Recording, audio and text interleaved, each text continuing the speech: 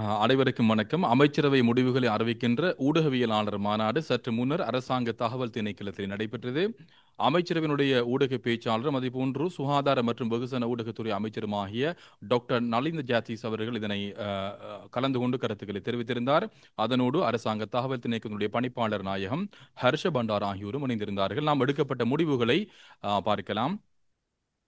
முதலாவதாக எடுக்கப்பட்ட முடிவு அரச தனியார் பங்குடைமைக்கான புதிய அலகொன்றை உருவாக்கல் தொடர்பான ஒரு தீர்மானமாக இது காணப்படுகின்றது.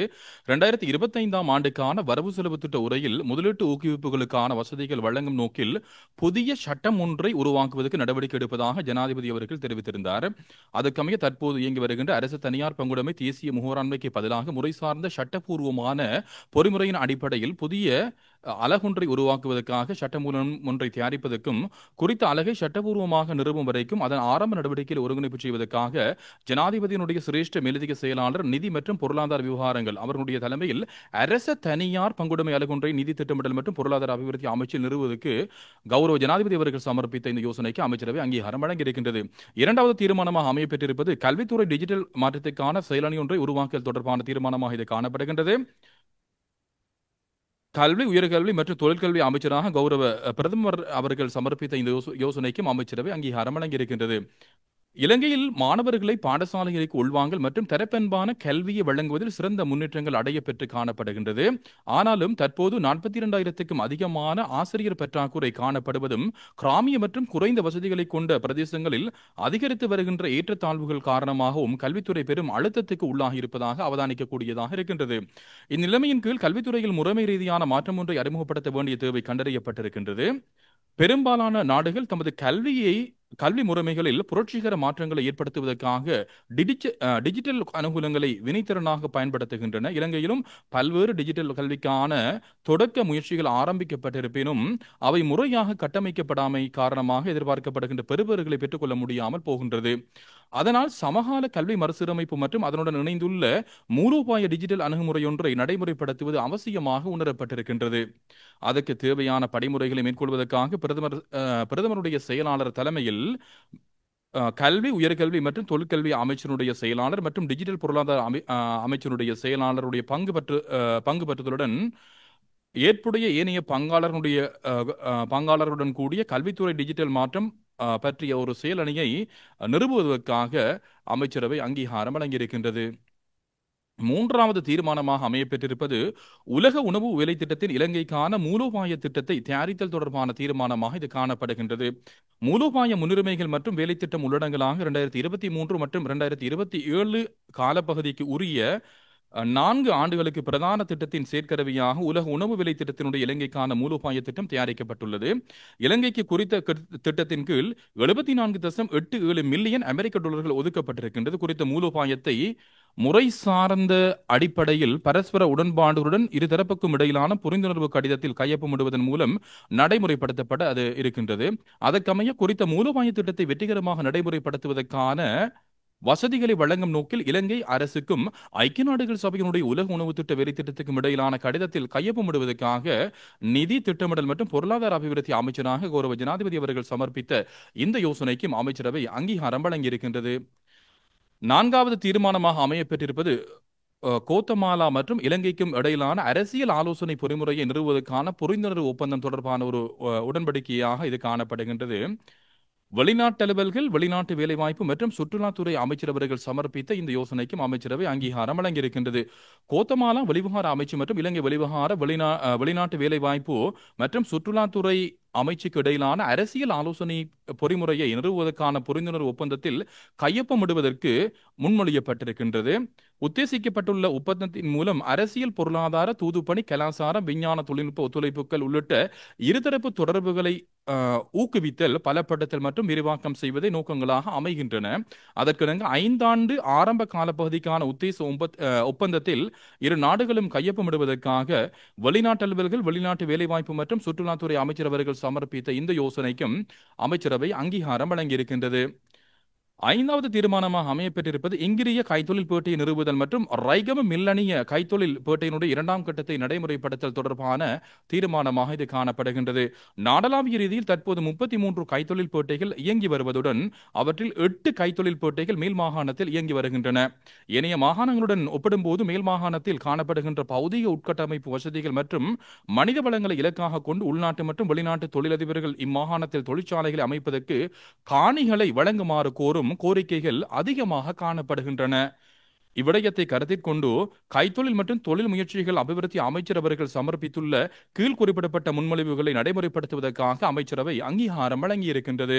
மோட்டார் வாகனங்கள் மற்றும் அதற்குரிய உதிரி பாகங்கள் உற்பத்தி தொழிற்சாலை, ரப்பர் மற்றும் ரப்பர் உற்பத்தி தொழிற்சாலை, மருந்து உற்பத்தி தொழிற்சாலை மற்றும் கலப்பு தொழிற்சாலைகள் என கைத்தொழில் வலயம் ஒன்றுடன் கூடிய களுத்துறை மாவட்டத்தில் இங்கிரிய பிரதேச செயலக பிரிவில் அமைந்துள்ள அரசுக்கு சொந்தமான புனித பீட்டர் தோட்டம் காணியில் ஒதுக்கப்பட்டுள்ள 350 ஏக்கர் நிலப்பரப்பில் 2500 மில்லியன் ரூபாய்கள் முதலீட்டுடன் கூடிய உட்கட்டமைப்பு வசதிகளை அபிவிருத்தி செய்து புதிய கைத்தொழில் பேட்டையை அமைத்தல். அடுத்ததாக அமையப்பட்டிருப்பது 500 மில்லியன் ரூபாய்கள் முதலீட்டுடன் கூடிய ரைகம கைத்தொழில் மற்றும் தொழில்நுட்ப அபிவிருத்தி வலயத்தை அமைப்பதற்காக நியூ வெட்டல்வத்த காணியில் ஒதுக்கப்பட்டுள்ள 200 ஏக்கர் நிலப்பரப்பில் 24 ஏக்கர் நிலப்பரப்பை ரைகம மில்லனிய கைத்தொழில் பேட்டையினுடைய இரண்டாம் கட்டத்தை ஆரம்பிப்பதற்கும் அமைச்சரவை அங்கீகாரம் வழங்கியிருக்கின்றது. ஆறாவது தீர்மானமாக அமையப்பட்டிருப்பது குறை பயன்பாடுடைய காணிகள் சொத்துக்களை உயரிய பயன்பாட்டுக்கு பொருத்தமான முதலீட்டாளர்களுக்கு வழங்கல் தொடர்பான ஒரு தீர்மானமாக இது காணப்படுகின்றது. அரசுக்கு சொந்தமான குறை பயன்பாட்டுடைய காணிகள் மற்றும் குறித்த காணிகளுடைய சாத்திய வளங்களை அடையாளம் கண்டு சிறிய மற்றும் நடுத்தர அளவிலான தொழில் முயற்சியாளர்கள் உள்ளிட்ட தனியார் முதலீடுகளில் ஈடுபடுத்துவதற்கான ஆரம்பகட்ட நடவடிக்கைகளுக்காக 2025ஆம் ஆண்டு வரவு செலவு திட்டத்தின் மூலம் 250 மில்லியன் ரூபாய்கள் ஒதுக்கப்பட்டிருக்கின்றது. அதற்கமைய விவசாயம், கால்நடை வளங்கள், காணி மற்றும் நீர்ப்பாசன அமைச்சு மற்றும் பெருந்தோட்டத்துறை மற்றும் உட்கட்டமைப்பு வசதிகள் அமைச்சும் இணைந்து கருத்திட்ட முன்மொழிவு ஒன்றை தயாரித்திருக்கின்றன. குறித்த முன்மொழிவுகளை அவ்விரண்டு அமைச்சுக்களின் கீழ் காணப்பட்ட நிறுவனங்களின் குறை பயன்பாட்டு காணிகள், சொத்துக்கள், பெருந்தோட்ட மற்றும் விவசாய நடவடிக்கைகள், பெருந்தோட்டம் சார்ந்த சுற்றுலாத்துறை நடவடிக்கைகள், கால்நடை வள அபிவிருத்தி, நீர் மின் உற்பத்தி, சூரிய மின் உற்பத்தி, கைத்தொழில் நடவடிக்கைகள், நன்னீர் மீன் வள உற்பத்திகள் மற்றும் வேறு பெருந்தோட்ட பொருளாதார புத்தாக்க நடவடிக்கைகள் போன்ற அந்த துறைகளின் கீழ் முதலீட்டு வாய்ப்புகளை வழங்குவதற்கு எதிர்பார்க்கப்படுகின்றது.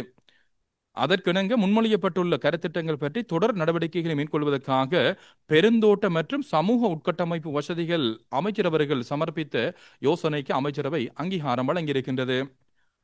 ஏழாவது தீர்மானமாக அமையப்பெற்றிருப்பது கண்டியில் அமைந்துள்ள பழைய போகம்பர சிறைச்சாலை காணியை 50 வருட கால குத்தகைக்கு வழங்குவதற்கான விருப்பு மனு கோரல் தொடர்பான ஒரு தீர்மானமாக இது காணப்படுகின்றது.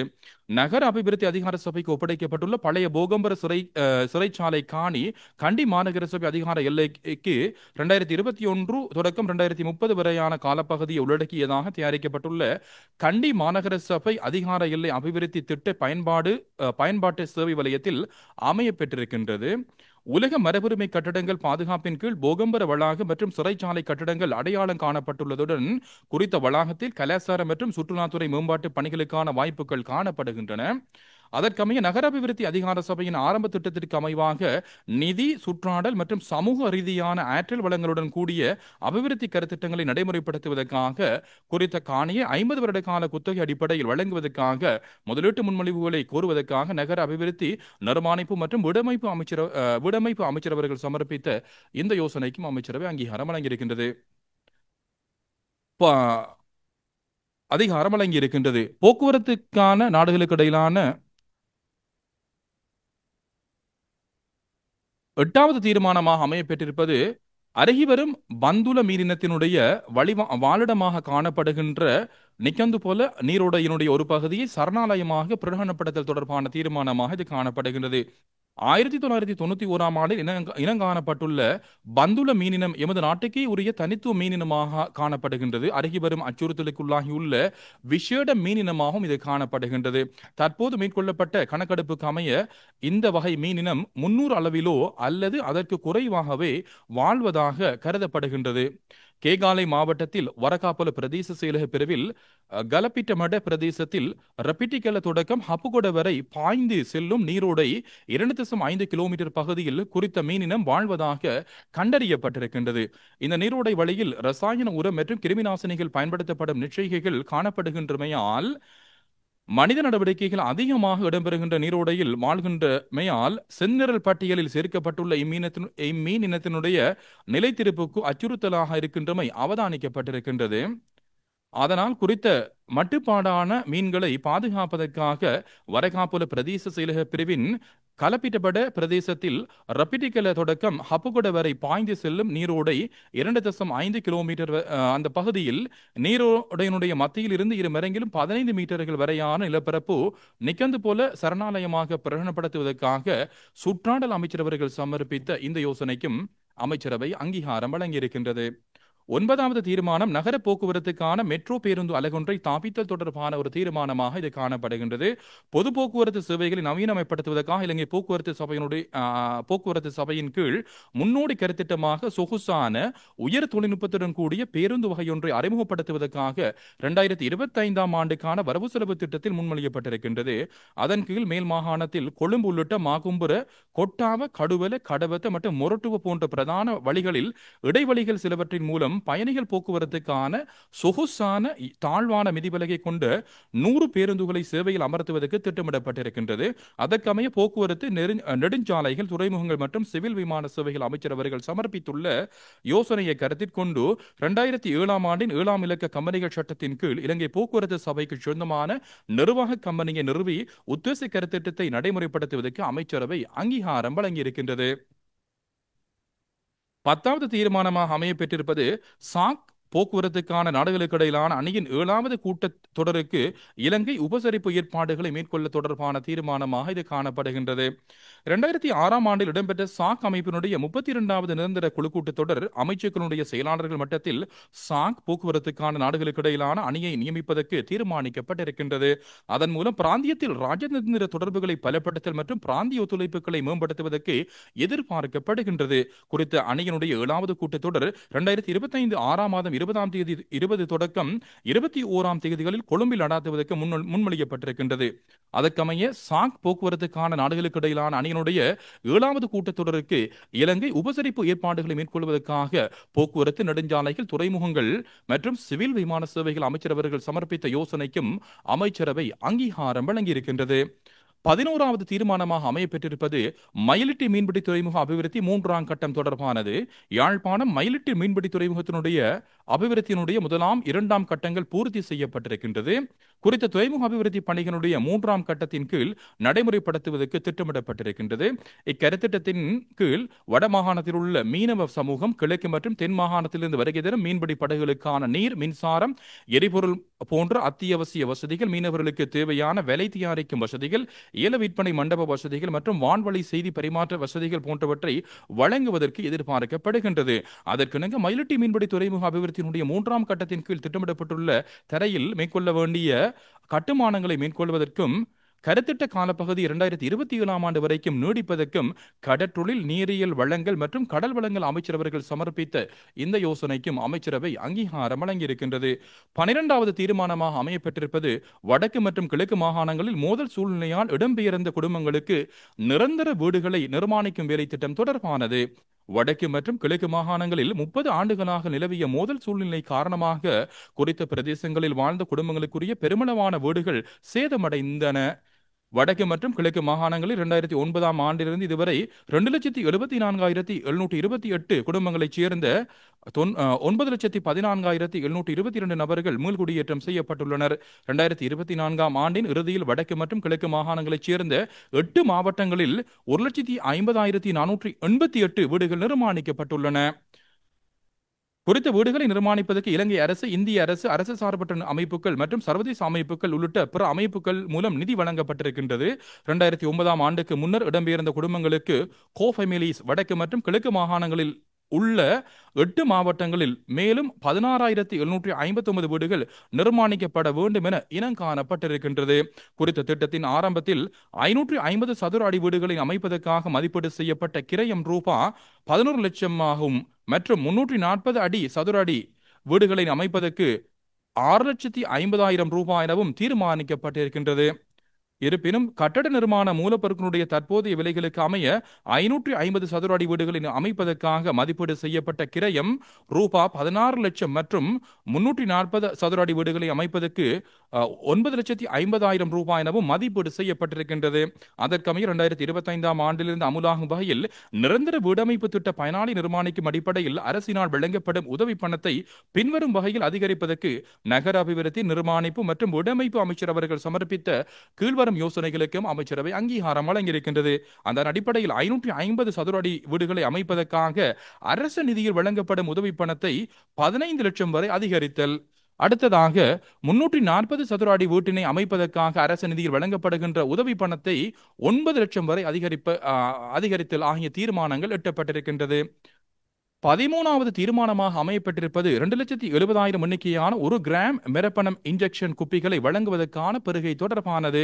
கடுமையான பாக்டீரியா தொற்று சிகிச்சைக்காக பாவிக்கப்படும் தடுப்பூசிக்கான 1 கிராம் மெரப்பணம் இன்ஜெக்ஷன் 9 லட்சம் குப்பிகளை வழங்குவதற்கான பெறுகையை எம்எஸ் ஜெனிக்ஸ் ஃபார்மா பிரைவேட் லிமிடெட் அவற்றுக்கு வழங்குவதற்காக 2024 12/30 நடைபெற்ற அமைச்சரவை கூட்டத்தில் அங்கீகாரம் வழங்கப்பட்டிருக்கின்றது. குறித்த தடுப்பூசி நிலவும் கூடுதலான கேள்வியை கருத்தில் எடுத்து முந்தைய கொள்வனவு கட்டளையின் 30% தொகையை, அதாவது 2,70,000 குப்பிகள் அதிகரிப்பை மீண்டும் கொள்வனவு கட்டளையாக வழங்குவதற்கு மருத்துவ வழங்கல் பிரிவினால் கோரிக்கை விடுக்கப்பட்டிருக்கின்றது. அதற்கமைய உயர்மட்ட நிரந்தர பெறுகை குழுவினுடைய வெந்துரைகளின் அடிப்படையில் 1 கிராம் மெரப்பணம் இன்ஜெக்ஷன் குப்பிகள் 2,70,000 தொகையை முன்னைய வழங்குனரான பாகிஸ்தானின் எம்எஸ் ஜெனிக்ஸ் ஃபார்மா பிரைவேட் லிமிடெட் கம்பெனியிடமிருந்து பெறுவதற்கு சுகாதார மற்றும் வெகுஜன ஊடகத்துறை அமைச்சர் அவர்கள் சமர்ப்பித்த இந்த யோசனைக்கும் அமைச்சரவை அங்கீகாரம் வழங்கியிருக்கின்றது. 14வது தீர்மானமாக அமையப்பட்டிருப்பது ஊழியர் சேமலாப சட்ட வரைவை மீளாய்வு செய்வதற்கான குழுவை நியமித்தல் தொடர்பானதாக அமையப்பெறுகின்றது. 1923ஆம் ஆண்டிலிருந்து இதுவரை சட்டவாக்கத்துறையினால் அங்கீகரிக்கப்பட்டுள்ள தொழில் கட்டளை சட்டங்கள் 50 அளவில் உள்ளன. அவற்றில் பெரும்பாலான சட்டங்களில் அடங்கியுள்ள ஏற்பாடுகள் தற்போதைய சமூக பொருளாதார நிலை மற்றும் வேலை உலகத்துக்கு பொருத்தமான வகையில் இற்றைப்படுத்த வேண்டிய தேவை இனங்காணப்பட்டிருக்கின்றது. அதற்கமைய தற்போது அமுலில் காணப்படுகின்ற 13 சட்டங்களை ஆய்வு செய்து தனியொரு ஊழியர் சேமலாப சட்டத்தை தயாரிப்பதற்காக சட்டவரைஞரால் உத்தேச சட்டவரைவு தயாரிக்கப்பட்டிருக்கின்றது. குறித்த சட்டவரைவை புதிய அரசினுடைய கொள்கைக்கு அமைய தொடர்ந்தும் ஆராய்ந்து விவாதத்தில் மற்றும் தொழில் வழங்குனர், தொழில் பெறுவோர் தொழிற்சங்கங்களுடைய கருத்துக்களை பெற்று மேலும் மேற்கொள்ள வேண்டிய திருத்தங்களை இனங்காண்பதற்காக தொழில் அமைச்சு செயலாளருடைய தலைமையில் தொடர்புடைய தரப்பினரை பிரதிநிதித்துவப்படுத்தும் வகையிலான குழுவை நியமிப்பதற்கு தொழில் அமைச்சர் அவர்கள் சமர்ப்பித்த இந்த யோசனைக்கும் அமைச்சரவை அங்கீகாரம் வழங்கியிருக்கின்றது. 15வது தீர்மானமாக அமையப்பட்டிருப்பது இருப்பிட கூறுகள் சொத்தாண்மை சிறப்பு ஏற்பாடுகள் புதிய சட்டத்தை அறிமுகம் செய்தல் தொடர்பானதாக காணப்படுகின்றது. அரசு அல்லது அரச முகவரங்களுக்கு உரித்தான இருப்பிடக்கூறுகள் சொத்தாண்மை வரைபடத்தை பதிவு செய்வதற்கு தேவையான ஆவணங்கள் 2003ஆம் ஆண்டின் 39ஆம் இலக்க மற்றும் 1982ஆம் ஆண்டின் 45ஆம் இலக்க இருப்பிடக்கூறுகள் சொத்தாண்மை திருத்த சட்டங்கள் மூலம் திருத்தம் செய்யப்பட்ட 1973ஆம் ஆண்டின் 11ஆம் இலக்க இருப்பிடக்கூறுகள் சொத்தாண்மை உறுதி சட்டத்தின் மூலம் காட்டப்பட்டுள்ளது. குறித்த ஆவணங்களை பூரணப்படுத்துவதில் நிலவுகின்ற அசௌகரியம் காரணமாக முகம் கொடுக்கும் நெருக்கடிகளை தவிர்ப்பதற்காக 1999ஆம் ஆண்டின் 4ஆம் இலக்க, 2002ஆம் ஆண்டின் 27ஆம் இலக்க மற்றும் 2018ஆம் ஆண்டின் 23ஆம் இலக்க இருப்பிடக்கூறுகள் சொத்தாண்மை உரித்து சிறப்பேற்பாடுகள் புதிய சட்டத்தின் மூலம் இலகுவான மற்றும் எளிமையான முறைமை ஊடாக பதிவு செய்வதற்கான சலுகை காலம் வழங்க நடவடிக்கை எடுக்கப்பட்டிருக்கின்றது. அதற்கமைய இறுதியாக வலுவில் உள்ள 2018ஆம் ஆண்டின் 23ஆம் இலக்க இருப்பிடக்கூறுகள் சொத்தாண்மை உரித்து சிறப்பேற்பாடுகள் சட்டத்தின் செல்லுபடியாகும் காலத்தை 2023 8/14 அது நிறைவடைந்து காணப்படுகின்றது. எனவே குறித்த சட்டத்தின் ஏற்பாடுகளை உள்ளடக்கி புதிய சட்டத்தை தயாரிப்பதற்காக 2025 3ஆம் தேதி நடைபெற்ற அமைச்சரவை கூட்டத்தில் கொள்கை ரீதியான அங்கீகாரம் வழங்கப்பட்டுள்ளது. குறித்த சட்டத்தை தயாரிக்கும் செயற்பாடுகளை முன்னெடுப்பதற்காக தற்போதைய அமைச்சர்களுடைய கொள்கை ரீதியான அங்கீகாரத்தை பெறுவதற்காக நகர அபிவிருத்தி, நிர்மாணிப்பு மற்றும் வீடமைப்பு அமைச்சரவர்கள் சமர்ப்பித்த இந்த யோசனைக்கும் அமைச்சரவை அங்கீகாரம் வழங்கியிருக்கின்றது. 16வது தீர்மானமாக அமையப்பட்டிருப்பது தண்டனை விதிக்கப்பட்ட நபர்களை ஒப்படைத்தல் தொடர்பில் இலங்கை ஜனநாயக சோசலிச குடியரசு மற்றும் லெட்விய குடியரசு ஆகியவற்றுக்கு இடையில் எட்டப்பட்ட உடன்படிக்கை தொடர்பானதாக இது காணப்படுகின்றது.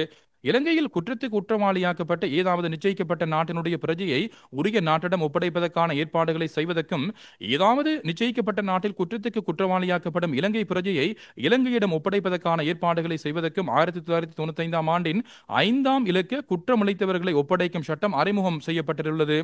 இருந்த போதிலும் குறித்த சட்டத்தின் ஏற்பாடுகளை செல்லுபடியாக்குவதற்காக தொடர்புடைய இரண்டு நாடுகளும் அது தொடர்பான உடன்படிக்கை எட்ட வேண்டிய தேவை காணப்படுகின்றது.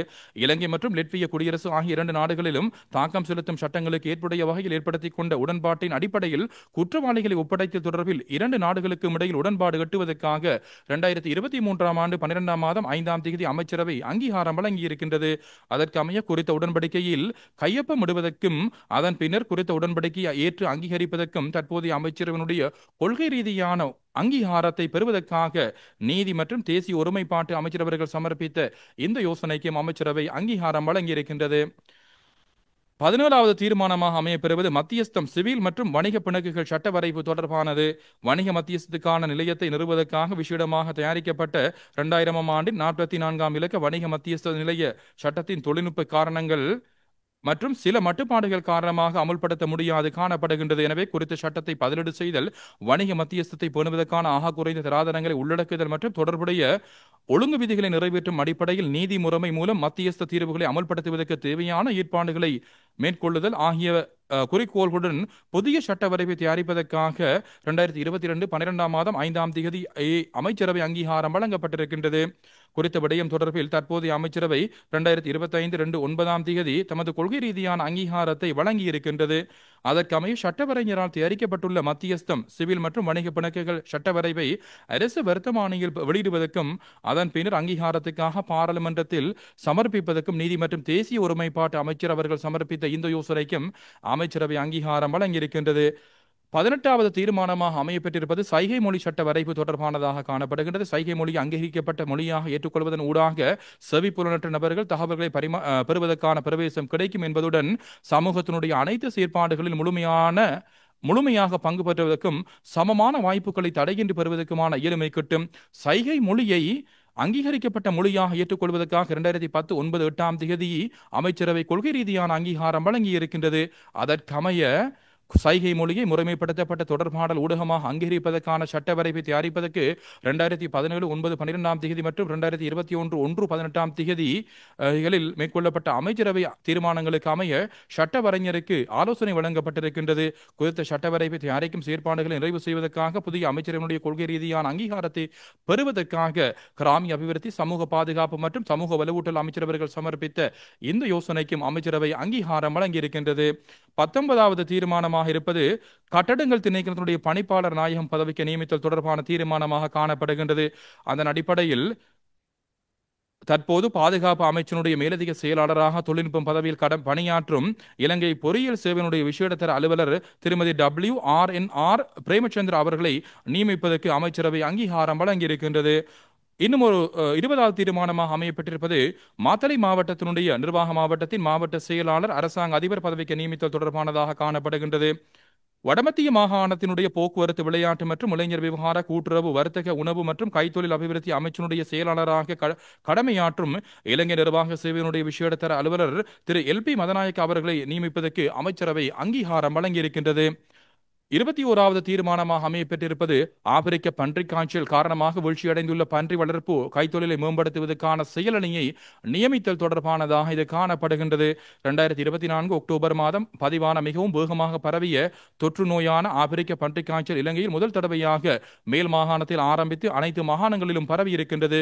குறித்த நோய் காரணமாக தொற்றுக்குள்ளான பண்ணை விலங்கினுடைய மரண விகிதம் 100% வரை அதிகரிக்கும் சாத்தியம் உள்ளது. தற்போது பதிவாகியுள்ள தரவுகளுக்கு அமைய 1594 பன்றி பண்ணைகளில் நோய் பதிவாகி இருப்பதுடன் 61,695 பன்றிகள் இறந்துள்ளதாகவும் அறிய கிடக்கின்றது.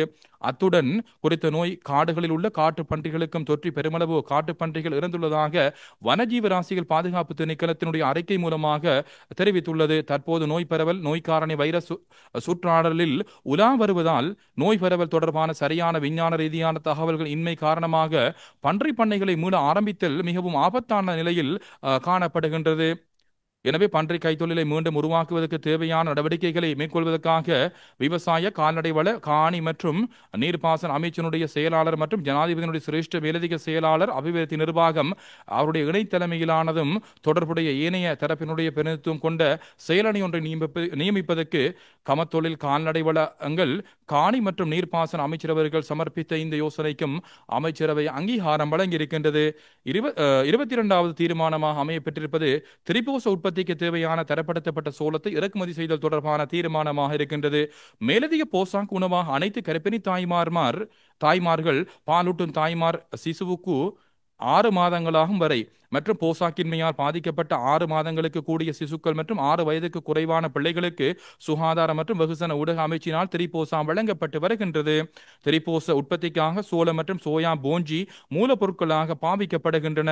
இலங்கை திரிபோசா லிமிடெட் நிறுவனத்தினுடைய வருடாந்த சோளத்தின் தேவை 15,000 மெட்ரிக் டன்கள் ஆகும் என்பதுடன் மாதாந்த தேவை 1,500 மெட்ரிக் டன்கள் ஆகும். உள்நாட்டில் தேவையான தரப்படுத்தப்பட்ட சோளத்தை பெற்றுக்கொள்வதில் நிலவும் அசௌகரியங்களை கவனத்தில் கொண்டு திரிபோசா உற்பத்தியை தொடர்ச்சியாக மேற்கொள்வதற்காக ஒரு ஆண்டுக்கான தேவையான உயரிய தரப்படுத்தப்பட்ட சோள தொகையை இலங்கை திரிபோசா லிமிடெட் இறக்குமதி செய்வதற்கு குறித்த நிறுவனத்துக்கு இறக்குமதி உரிமத்தை வழங்குவதற்காக தரப்படுத்தப்பட்ட சோளத்தை இறக்குமதி செய்தலுக்கு சுகாதார மற்றும் வெகுசன ஊடகத்துறை அமைச்சரவர்கள் சமர்ப்பித்த இந்த யோசனைக்கும் அமைச்சரவை அங்கீகாரம் வழங்கியிருக்கின்றது. அவைதான் எட்டப்பட்ட முடிவுகளாக காணப்படுகின்றது. ஊடகவியலாளர்கள் எழுப்பிய கேள்விகளுக்கான பதில்களை சுருக்கமான முறையிலே பார்க்கலாம்.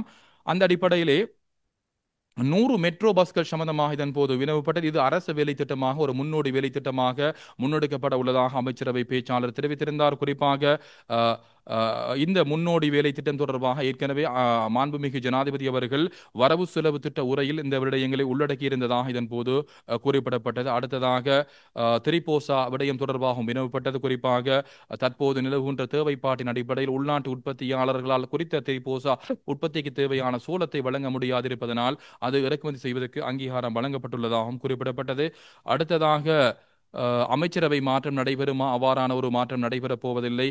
சமூக ஊடகங்களில் வருகின்ற அந்த செய்திகள் போலியானது என்று குறிப்பிடப்பட்டது. அடுத்ததாக நீதி அமைச்சர் தெரிவித்த கருத்து தொடர்பாகவும் இதன் போது பிரஸ்தாபிக்கப்பட்டது. குறிப்பாக தங்களுடைய அரசாங்கம் இருப்பதனால் தான் மஹிந்தானந்த அலுத்கமகே போன்றவர்கள் கைது செய்யப்பட்ட விவகாரம் தொடர்பாக நீதி அமைச்சர் நேற்று ஊடகங்களில் கருத்து தெரிவித்தார். எனவே நீதி சுதந்திரம் காணப்படுகின்றதா என வினவப்பட்டது. நீதி சுதந்திரம் காணப்படுகின்றது. ஒருபோதும் நீதிமன்றத்தில் நாம் கையை வைக்க மாட்டோம்.